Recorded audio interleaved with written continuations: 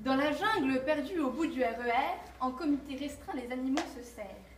Ils viennent étancher leur soif de querelle, assister avides à la rencontre annuelle.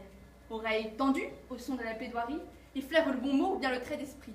Impartial, ils saluent le succès ou l'échec, dans un unique élan, les talents de l'ESSEC. Mais déjà le silence règne au sein de la troupe. Chut, écoutez grand, c'est le début de la lutte. Cher auditoire, nous voilà, et beaucoup l'ignorent, à l'aube d'une nouvelle ère. En effet, depuis le 8 février, nous avons quitté avec regret l'année de la Yang pour entrer dans celle du Foie. Je traduis pour ceux qui n'ont pas encore pu profiter des avantages linguistiques offerts par notre campus singapourien, de l'année de la chèvre de bois à celle du singe de feu. D'aucuns pourraient penser que nous avons gagné au change, et pourtant telle n'est pas ma conviction. Pour se garder du mauvais sort, ce ne sont pas des paroles en l'air, il faut toucher du bois, j'en mets ma main au feu. Un rapide regard rétrospectif sur l'année écoulée ne peut que corroborer mon propos. Tâchons de récapituler rapidement les quelques grâces que nous avons reçues par l'intercession du divin mammifère ruminant de l'ordre des ongulés. Eh bien, à partir de 2015, des événements heureux, il y en a eu pléthore. 2015, année de la joie, assurément. Par exemple, là, comme ça, tout de suite, je vous dis 2015, vous me dites... Ouais, j'ai eu l'ESSEC, ouais.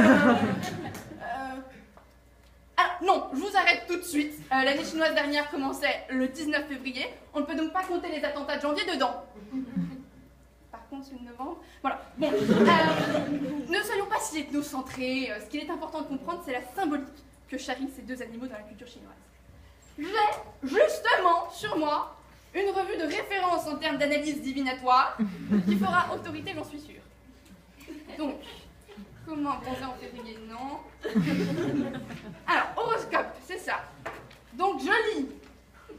L'année 2015 était sous le signe de la chèvre, un animal à la fois colérique et suiviste qui, bien que paisible et énergique, ne remportait pas tous les suffrages. Ainsi, certaines femmes chinoises calculaient le jour de leur accouchement pour que leur progéniture naisse sous les auspices simiesques.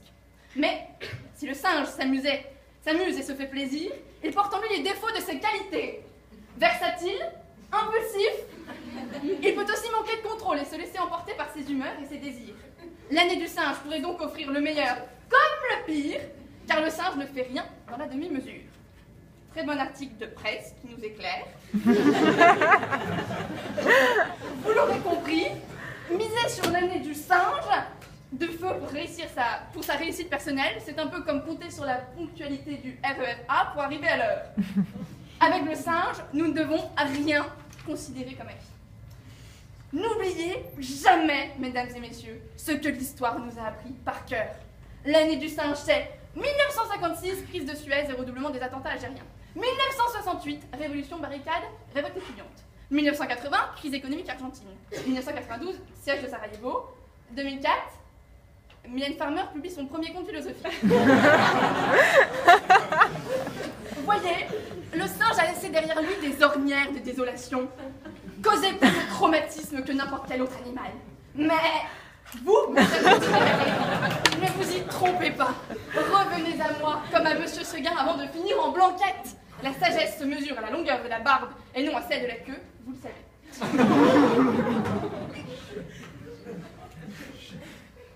C'est bien ce que je pensais, vous riez. Je le sens bien, vos cœurs balancent encore trop fort aux lianes de la raison.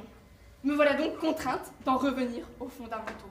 Je suis à ce propos étonnée que mon adversaire n'ait pas mentionné cette référence immanquable, selon moi. Je parle bien sûr de cette fable de La Fontaine à laquelle nous pensons tous depuis l'annonce du sujet. Mademoiselle, s'il vous plaît. Les deux chouettes, le singe et la chèvre? Bien sûr, bien évidemment. Merci d'avoir levé ce suspense insoutenable. Tous, nous n'avions que ce titre à la bouche. Puisqu'il le faut, auditoire, je te tends une dernière fois la patte. Écoute bien. Les deux chouettes, le singe et la chèvre. Deux chouettes grises sur leur perchoir redressé, de leur avenir désiraient être informées. Leur secrétaire, aussi réputé répertoire, firmant des 2 mètres en l'art divinatoire. Le premier de tous les plaideurs était le roi. C'était un singe de feu sans respect pour la loi. Décomposant le passé et scrutant le futur, il disait à qui veut ce que l'année augure. Il prit les pattes du couple d'oiseaux nocturnes et devisa longtemps sur leur bonne fortune. Il fallait investir, tout vendre et acheter, expatrier son nid, avoir une portée. Par tant d'informations leur fit tourner la tête. Elles décidèrent enfin d'écouter l'autre bête. La femelle du bouc, au pelage soyeux, s'indigna contre ces présages hasardeux. Les exhortant à la prudence, elle disait « Patience, avec du temps, l'herbe devient lait. Chaque jour, vous rêvez à de nouveaux barreaux, quand celui qui vous entretient 100 fois le vaut. » Le singe, souffleté par tant de véhémence, a brassé de l'air et excité son intelligence. Tant fit la grimace qu'il en perdit le sourire, la chèvre avec grâce parvint à les instruire. La chèvre se cabre, c'est là son moindre défaut. Le singe est peu fiable, voilà le dernier mot. Tu l'auras compris, cher auditoire, notre coq de métal préféré du XVIIe n'a pas fait dans le bestiaire pour notre seul amusement. Ces personnages, à travers les âges, nous délivrent une morale. Ce qu'ils disent s'adresse à tous tant que nous sommes, il se sert d'animaux pour instruire les hommes. Or, des hommes ayant porté le bouc avec grâce, il y en a eu plus d'un. Pensez à tous ceux qui n'ont fait qu'essayer de singer les performances de ces êtres portés par leur force intérieure.